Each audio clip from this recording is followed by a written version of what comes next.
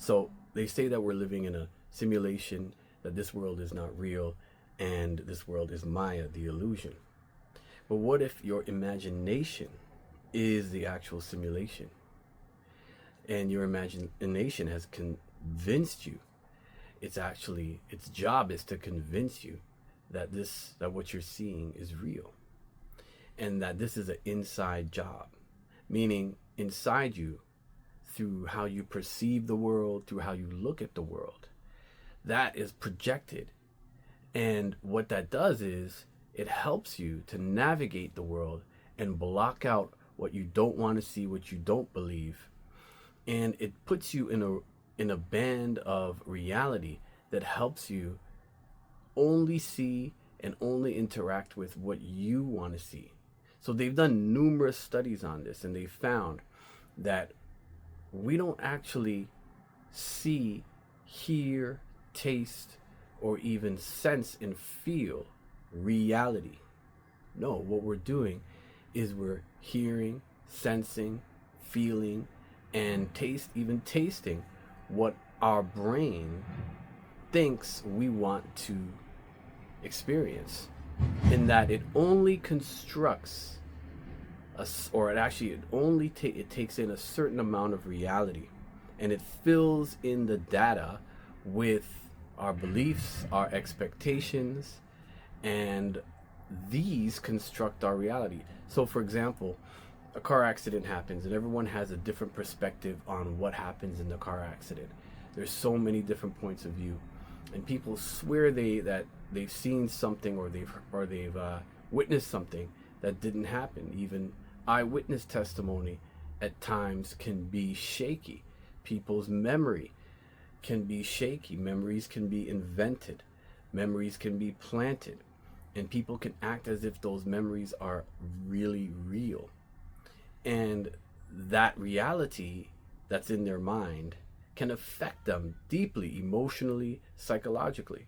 So if memories can be reshaped, that's our imagination, and we can believe them, but they never happened, then that's still a part of our imagination. They've gone further to suggest, actually a really good book on this is a book on the subconscious mind, and it's called The Subconscious Mind Rules Your Behavior. How the Subconscious Mind Rules Your Behavior. Excellent book. And all it is just a bunch of studies, study after study after study, showing that what you think is reality is really just you filling in details, making stuff up, literally just making things up in your perception, filling in the details for what you see, what you believe, for what you sense, for what you hear. All of that is just the brain working off prediction. It's literally predicting what it thinks is going to happen and fills it in with your past. That is wild if you think about it. So we're moving around in reality thinking that, hey, this is reality, this is true, but it's not actual truth. It's actually constructed from a lot of what we think we're going to experience. So just think, if this is true, and it is, it's been backed up by tons of research, then think about how much you're not seeing, how much you are missing. Just think about what you're not perceiving, right? And think about how easily it is then for someone to manipulate you through your imagination. If organizations or groups know that this is how the human mind works, just think about that everyone is living in their own imagination, and then we have a shared experience, but even within that, that's constructed, that's created. If everyone's doing that, then the real task then is to manipulate people's beliefs and people's perceptions. And this is what makes con men really good. Con men are experts at that because they know this one truth, which is we see what we want to see, and we hear what we want to hear, and we believe what we want to believe. And so if they can give you what you want to believe and make it seem like what you want to believe is in the best interest of them, right? It's going to serve them in some way. Then you'll fall prey to their tactics. And there's an excellent movie on this. A lot of movies on this actually that show that this exact point, that con men and tricksters, they just come in and they just immediately analyze someone's needs, someone's wants, someone's desires. Advertisers are great at this, and they can then help that person paint a picture, and next thing you know, they're buying something they didn't really want, but now they want it. Or they're bought into a plan or a scheme or a religion or a cult because their imagination was stimulated. So your imagination is your simulation. It is your reality. Now, I work with smokers. I work with people who want to lose weight. I work with people who want to, deal with phobias, and I do a lot of hypnosis and coaching. And one thing we know is that people's imagination, their perception really rules their emotions and rules their behavior, but they don't even know it. So that smoker that's reaching out for that cigarette, they don't realize that this craving for the cigarette, even though it happened really fast, there was a flash within them, an image, a sense, like an image that flashed, a memory, a sensation of them smoking for comfort. It just flashes before them, and boom, they're smoking. It's the fact that they imagine themselves enjoying that cigarette, enjoying that morning cigarette or that cigarette after a meal, that just pulls them to go and smoke. Also, a person who has issues with food, right? They'll get a whiff of something, or they'll get they'll see a commercial for something, and that commercial will stimulate their imagination, which stimulates their desire. Maybe they'll smell something. They're driving and they smell by a fast food chain, and we've all done it. We drive by a fast food chain or something, and we're smelling the fries or smelling the burger or smelling the food, and immediately it just stimulates our imagination. We don't tend to think of our imagination like that because we limit our imagination to just daydreaming or pictures. But your imagination is your entire perception. It's included within your senses, because it's how you construct reality in your mind.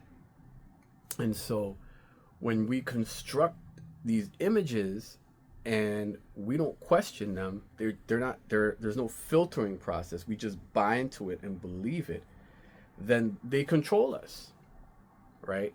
So this happens with smokers, this happens with people who don't have any control over their eating habits. This happens with procrastination. This happens with all these behaviors that people want to change. Their imagination is at play. When you get to the core of it, in the chain of behavior, what's happening right when you think about doing that thing? Or what are you doing when you're avoiding that? You're avoiding making that call. You're avoiding sending that email. You're avoiding saying that task. It's because they've thrown up a negative picture, an overwhelming picture that repels them. So they're living in their simulation. And so that's really the point of this video, is that we're already in an artificial matrix, but the real artificial matrix is people's imagination. And just think about it like this, the trend now of seeing women and men enhance themselves, right? Where they'll have balloon lips and huge behinds and almost ridiculously huge behinds. And people can look at that and say, well, what the heck's going on there? Why would they do that to themselves? Or extreme tattoos all over them, their face and everything. And to them, in their imagination, in their world, it's all good. It's great. They think they're sexy. They think they're great. They could have these huge lips like this, ballooning out, looking like Donald Duck or Daffy Duck. And you can clearly see that they're in their own world. Now, that's a powerful thing. That's a very powerful thing. To create something in your imagination and live in your own world is a beautiful thing. That's how we can create reality. But when it's coming from a deeper need or a deeper hurt or a deeper wound or a lack in some way, then we're just caught up in a matrix within a matrix within a matrix. So this is what this video was about. It was about realizing that your imagination really controls your reality. You're living in it, whether you realize it or not. It's not just daydreaming. It sends pictures. It actually fills in reality. So you're not really seeing reality a lot of the time. You're seeing what you want to see. You're seeing what you want to expect. And you're missing out on other things. This happens even in conversations with people, you know, arguments with couples. One person sees something one way, the other person sees something another way, because they're both in their own imaginations, hearing the words differently, you know, and whatnot. You probably get the picture of what I'm saying. So the key is to go to the root of where all this is happening and realize your beliefs, your perceptions, your unconscious beliefs, your unconscious perceptions, and making them conscious is the key to taking back your imagination, so that you can actually create a reality that benefits you and empowers you, so that you can see more clearly and not be trapped by your own illusions. Hope you enjoyed this video, and like and subscribe and look out for more.